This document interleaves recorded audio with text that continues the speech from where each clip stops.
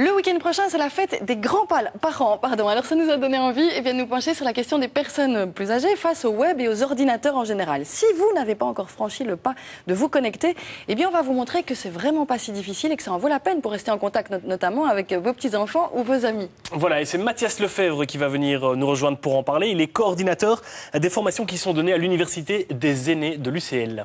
Et voici pour commencer un reportage de notre journaliste Pascal Baïdac. Elle a eu envie de vous montrer qu'il existe des ordinateurs conçus tout spécialement pour les aînés. Par exemple, le système OrdiMemo, plus lisible et d'une utilisation très simplifiée, même quand on n'a jamais approché un ordinateur. La preuve avec Marcel, 81 ans, ou encore avec Robert, un jeune retraité, qui a rendez-vous aujourd'hui avec Patrick Demore, un formateur, un représentant de la marque OrdiMemo. L'objectif du rendez-vous, c'est démontrer que la retraite ne signifie pas uniquement jardinage et tricot. On peut aussi exiger une mise à jour pour de meilleures performances. Un clavier abécédaire, ça me plaît bien. Je n'ai pas l'habitude de taper sur un clavier de machine à écrire. Il n'y a plus de clavier, il n'y a plus de souris. Donc on a éliminé tout ce qui était parasite, qui causait des problèmes aux seniors. Peu ont utilisé des machines à écrire, AZERTY, QWERTY. Donc en fait on a créé un clavier virtuel qui fonctionne par ordre alphabétique. Donc, après les messages, je vais vous montrer des photos. L'ordinateur vous prévient quand vous avez un message. Oui. À partir du moment où vous êtes dans la page message, vous pouvez voir le message. Vous pouvez le lire et vous pouvez agrandir ou rétrécir. Agrandir le texte, c'est une nécessité pour que Marcel, 4 fois 20 printemps, reste activement ancré dans la vraie vie, sans en perdre une miette. Ma vue diminue de jour en jour et heureusement qu'il existe des loupes.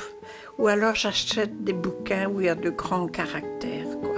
Mais je ne peux pas lire plus d'1 heure, sinon j'ai les yeux qui pleurent. C'est assez fatigant quand même. La lecture sur un écran d'ordinateur ne vous gêne pas? Non, ça va, c'est très bien. C'est bien lumineux, donc tout ça se passe bien.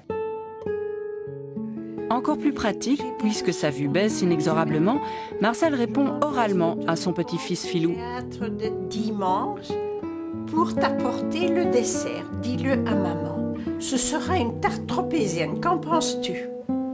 Envoyez.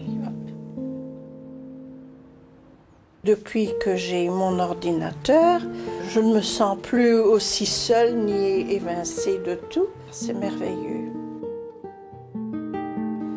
Il y a la grille où un pense-bête, en somme, rappeler les anniversaires que j'oublie facilement. Donc, au début du mois, j'inscris tous les anniversaires à fêter.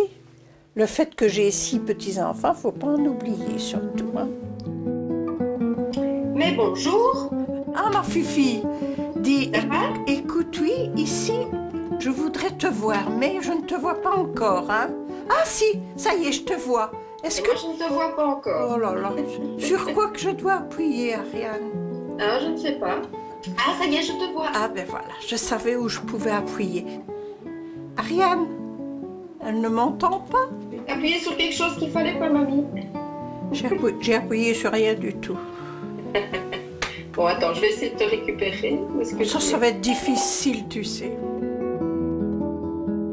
Et voilà, elle est adorable, Marcel. On a vraiment envie d'aller à sa rencontre, pourquoi pas, via le web, comme elle le fait avec sa petite fille Ariane.